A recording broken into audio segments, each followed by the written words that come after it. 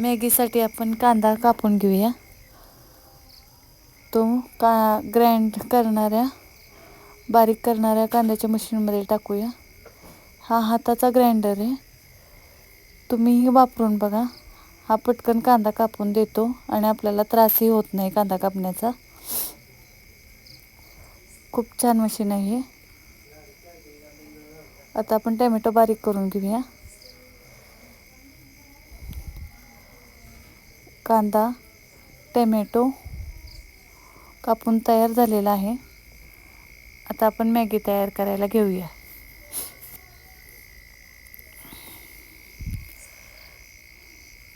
कढईमध्ये पाणी उकळण्यासाठी ठेवा. पाण्याला थोडी वाफ आली की त्याच्यामध्ये मॅगी सोडायची. मॅगी सुट्टी होईपर्यंत हलवून घ्या. पूर्ण सुट्टी झाली पाहिजे. पाण्यात डुबून पूर्ण सुट्टी करून घ्या. अर्धवट आपल्याला मॅगी शिजवायची आहे, पूर्ण शिजवायची नाही. अशी सुट्टी झाली पाहिजे. फक्त सुट्टी होईपर्यंतच शिजवून घ्या. नंतर एका भांड्यात काढून घ्या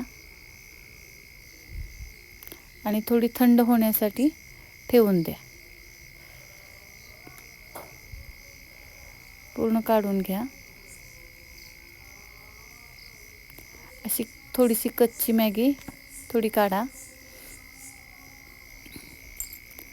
कढईमध्ये थोडंसं 2 चमचे तेल, कांदा टाकून घ्या.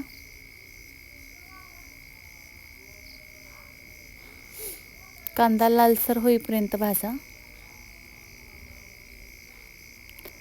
एक 5 मिनिटे तरी कांदा हलवून भाजून घ्या.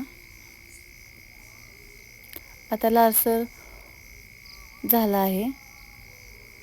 त्याच्यामध्ये थोडं टोमॅटो ॲड करू. टोमॅटोही अर्धवट कच्चा परतवून घ्या.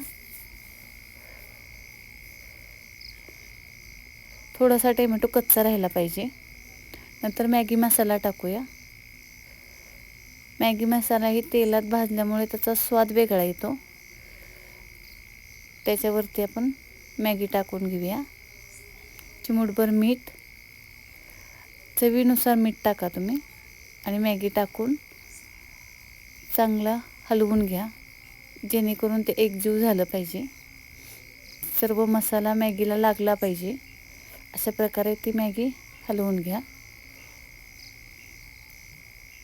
पूर्ण मॅगी तयार झाली आहे. अशी सुटसुटीत खमंग मॅगी तयार झाली आहे. तुम्ही नक्की ट्राय करून बघा आणि अशी मॅगी बनवा. मॅगी आवडली असेल तर सबस्क्राईब करा, लाईक करा आणि एकदा तुम्ही मॅगी बनवून बघा.